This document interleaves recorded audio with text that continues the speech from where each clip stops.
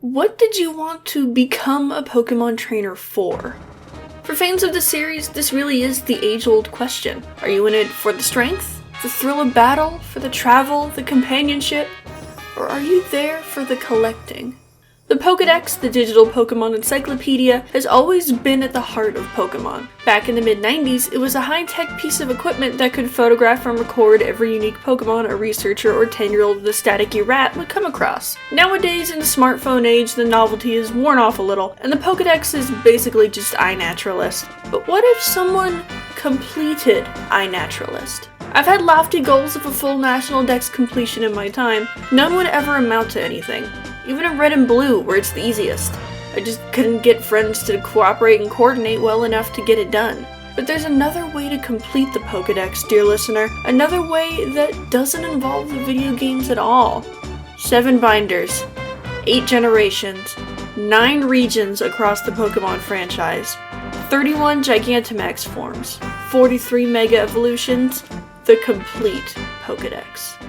For some background, this is not a collection I decided to start on a whim. I've been collecting cards since I was a small baby child whenever they were first released in the United States. A big chunk of my collection is first edition cards genuinely kept in halfway decent shape from my childhood. Some fared better than others, but even the tattered ones stay in the collection because of the memories there. Like this Shelder, who's got that giant tear in sun bleaching because my older brother and I would hang cards up like paintings in our big dollhouse. And that action says a lot about how I see these cards. They're my personal curated gallery, as well as the only asset I'll ever own because there's no way in this world I'm ever affording a house.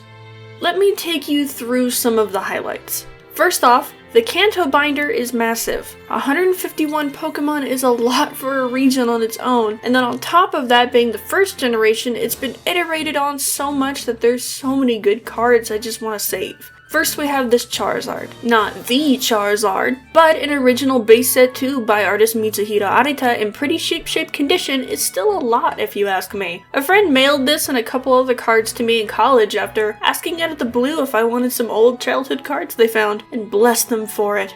Here's the Pikachu gallery. Here we have the Celebrations reprint of the Birthday Pikachu by Kagamaru Himeno, and right next to it is the original print that a close friend gifted me for my birthday. MVP. This Aerodactyl, also by Mitsuhiro Arita, from Lost Origins, is one of my more exciting pulls. I just love the little peek into the prehistoric lives of Pokemon here.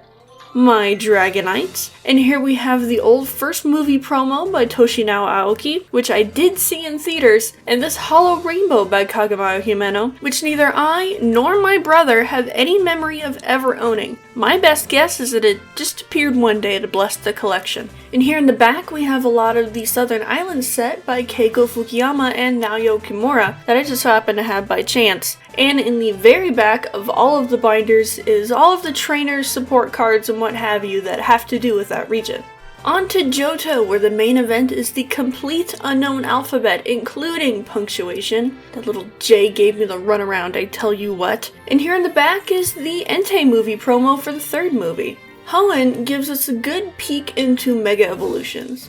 I said I have 43 Mega Evolution cards, but as I'm sure the comments have already pointed out, there are actually 48 Mega Evolutions. Simply put, 5 Mega Evolutions never got cards. Those were Mega Pinsir, Mega Medicham, Mega Banette, Mega Latias, and Mega Abomasnow. I can only assume Mega Latias never got a card because it's identical to Mega Latios, but the rest are just unfortunate cuts, I guess.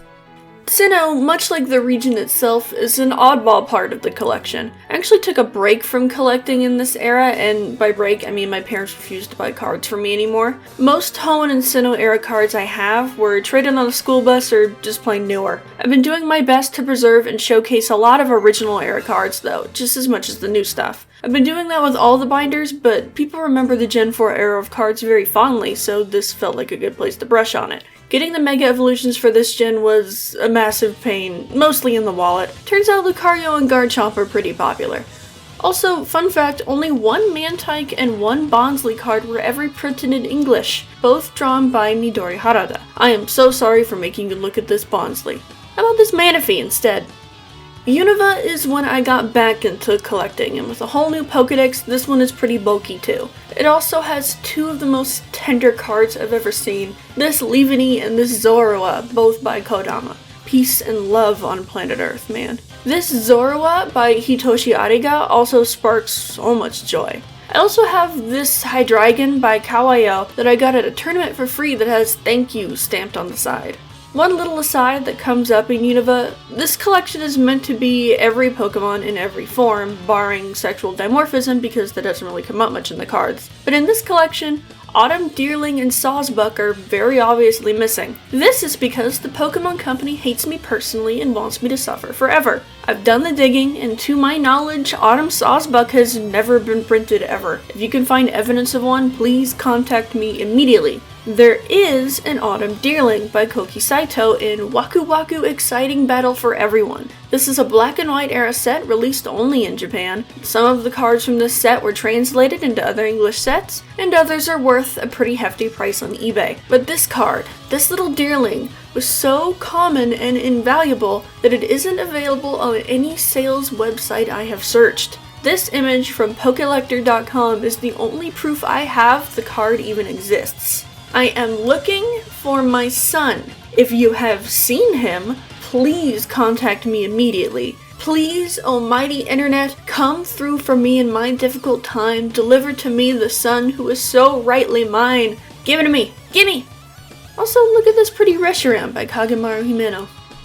Kalos is where collectors seem to draw the line between old cards and new cards, which is really funny to me considering the Generation 6 is 10 years old. Yes, it's 10 years old. This generation is also when the 20th anniversary happened, and to celebrate they reprinted the base set, which was super fun for me and my nostalgia, and we also got the Legendary Treasures Radiant collection, which has a ton of super gorgeous art, like these Meowsticks by Hisui. What are they doing? In this era, I also got to take a trip to Japan and see a Tokyo Pokemon Center for myself. I got this Yveltal by Fibon Graphics, or Gobon Graphics, I'm still not sure, from a deck box as a souvenir.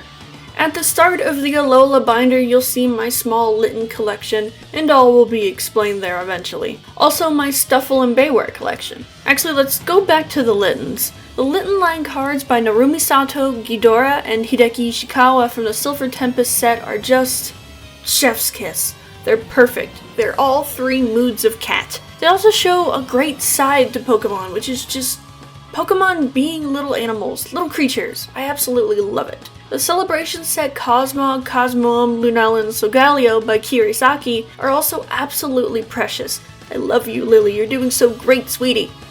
My Galar collection is a mess, but in a good way. I have a lot of Hidden Fates, a lot of Shining Fates, a lot of Vs and VMAXs. Just like with Megas, 2 Gigantamax Pokemon also never got cards. Appleton and Hatterene. The former, just like Latias, likely didn't get a card because its form and Flapple's form are identical, but they still get an empty spot in remembrance anyway. I actually had Spectre and Glastrier marked as Pokemon without their own cards too, and then Lost Origin decided to go ahead and give them their own cards by Narumi Sato and Jiro Sasuno respectively. Calyrex still hasn't had a card on its own, only together with the horses as Ice Rider or Shadow Rider, here by Fibon Graphics and DAG Incorporated. I also forgot about Urshifu having Gigantamax forms until very recently.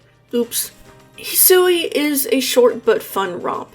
The crown jewel in this binder being Enamorus by Akira Egawa, part of the Lost Origin Trainer Gallery featured with Kogita. A card for its Therian form hasn't been released yet, and I don't have much confidence that we'll see it for a while at all. I'd also like to extend off of that to give an honorable mention to the Trainer Gallery throughout the Sword and Shield expansions. It's the best idea the trading card game has ever had, and I really hope it continues. Though not technically part of the Pokedex collection, I also have a giant binder of trainer cards and an anthology of energies. In here you'll find my many wives, but especially my main wife. In this binder you'll also find the worst card ever made. Yep, stare at it, let it sink in for a bit. I also have another collection I'm working on, compiling all the works I can of artists Yuka Mori and Asako Ito, though Mori's cards are the main event. I've come a very long way in this collection and only need around 30 more cards to complete it. I have a whole spreadsheet tracking what I have and what I need, which I'll leave in the description if anyone wants to help me on my self-proclaimed Mori quest. And finally, of course, there's the Q-Fint in the room. Sometime in 2023, we'll be getting the base set of Scarlet and Violet, and the Pokedex will be incomplete again. We will get new Pokemon and new forms until the end of time, and the Pokedex will never really be completed, and my work will never be done. But, like, isn't that kind of the point? You don't collect to finish the collection, it's about the journey to get there, it's about the hunt. I'm amazed I've come this far, I genuinely never thought I would, and now I get to revel in sharing that collection with people, that history, and get excited and hyped for whatever new cards I get to see. Honestly, I never get tired of it. I see trading cards in my dreams sometimes. That isn't a joke.